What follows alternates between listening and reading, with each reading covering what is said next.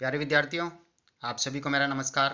मैं डॉक्टर नेमीचंद कुमावत, सहायक आचार्य हिंदी विषय, राजकीय महाविद्यालय की आपके इस बीए पार्ट सेकेंड विषय हिंदी साहित्य के प्रथम प्रश्न पत्र की आज की इस ऑनलाइन कक्षा में मैं आप सभी का हार्दिक अभिनंदन और स्वागत करता हूं। प्यारे विद्यार्थियों, आज मैं आपके समक्ष लेकर के आया हूं आपकी पाठ्य पुस्तक का छठा अध्याय महाकवि भूषण के कवित्व यानी उनके पद, शिवाजी के पराक्रम से संबंधित पदों को लेकर के आया हूँ, जिसमें राष्ट्रीय चेतना की अभिव्यक्ति है। भूषण एकमात्र रीतिकाल के राष्ट्रीय काव्यधारा के कवि उभरते हैं जिन्होंने राष्ट्रीय चेतना को अभिव्यक्ति दी है।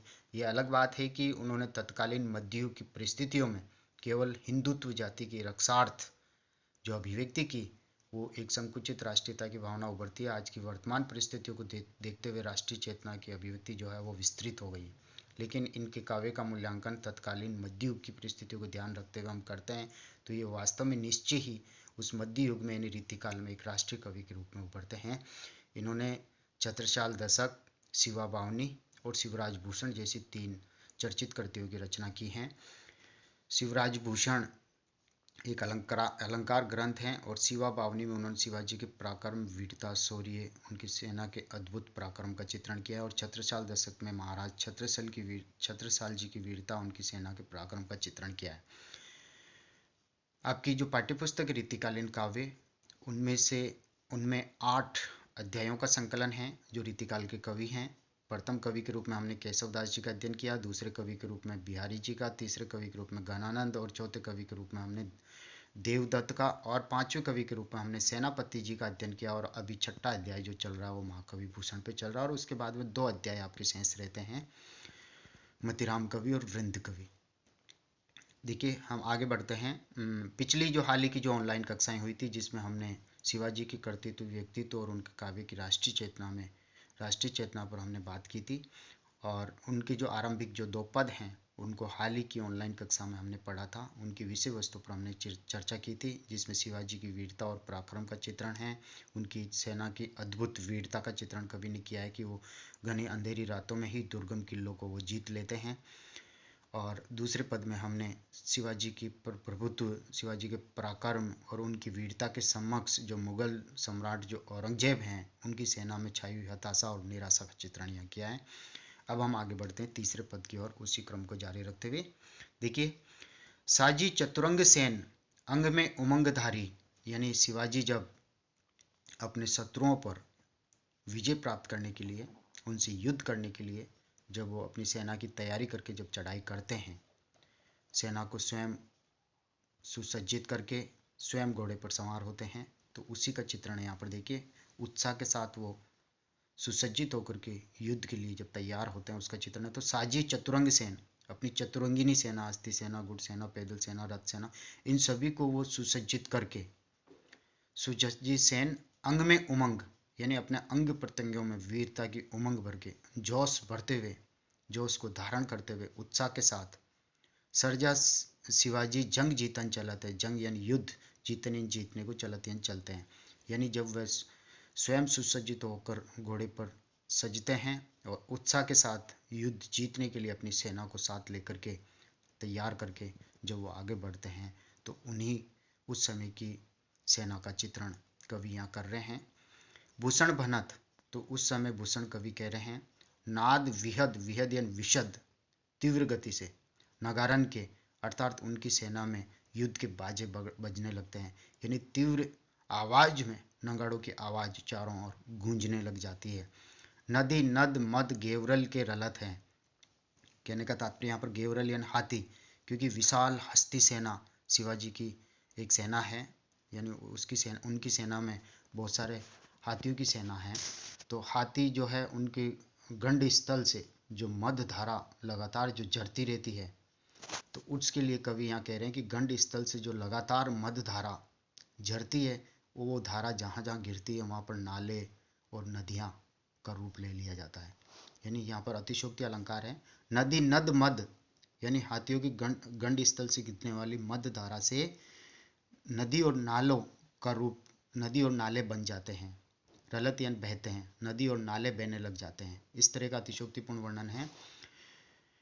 एल फेल खेल भेल, खलल में घेल घेल, यानी कहने का तात्पर्य एलियन, एक तरह से पैदल, फेल खेल, यानी जो पैदल जो हाथी घोड़े और पैदल जो सेना है जो वो आगे फैलती हुई जब आगे चलती है, खेल आपस में खेलते खेलते यानी अत्यधिक उत्साह के साथ जब वो आगे बढ़ती है तो भेल भेल यानी भिड़ने से, हाथियों के घोड़ों के पैदल सेनाओं के आपस में टकराने से खलल खलल यानी खलबली मच जाती है।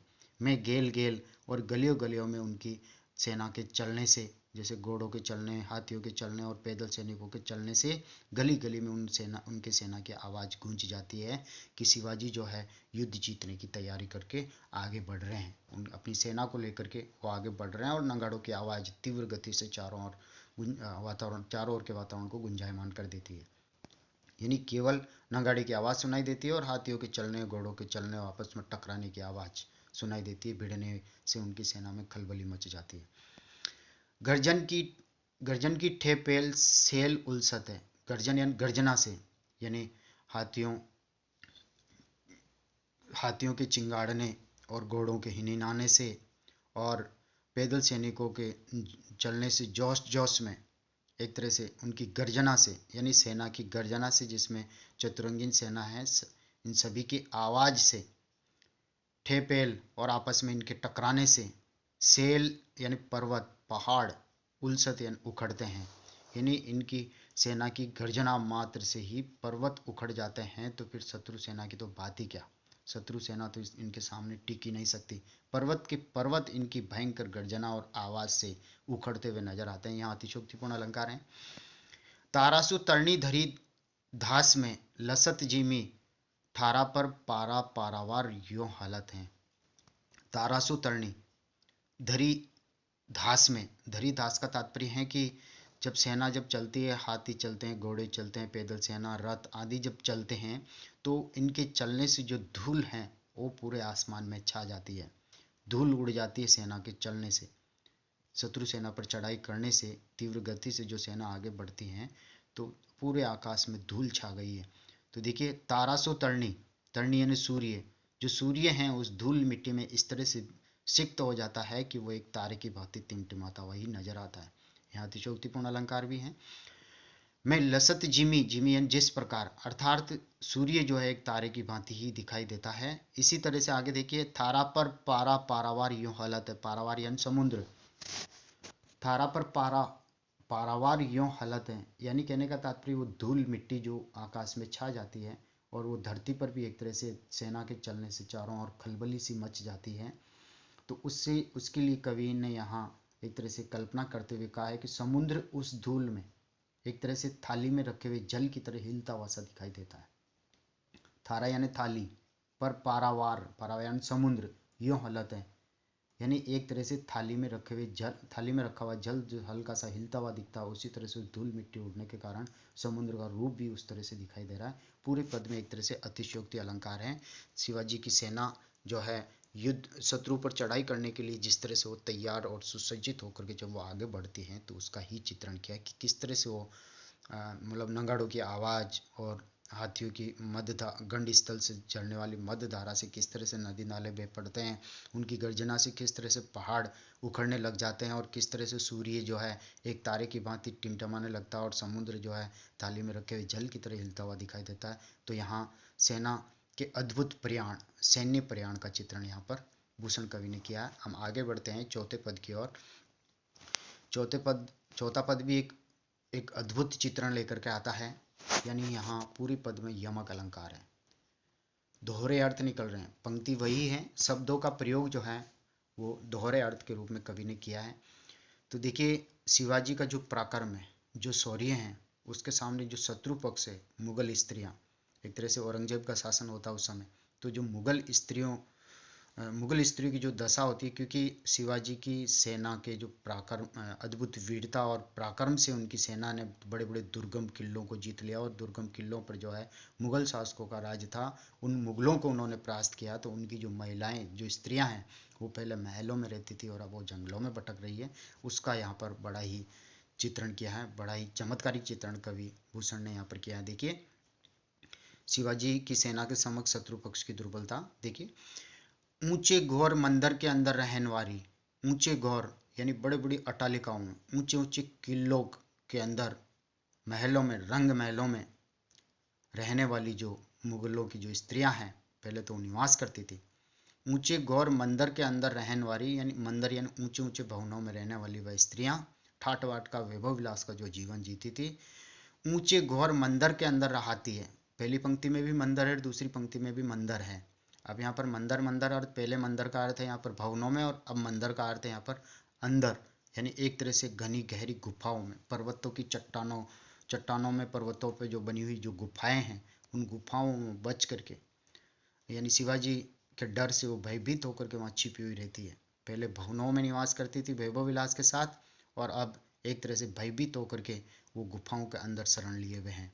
तो ऊंचे घोर मंदिर के अंदर रहाती है।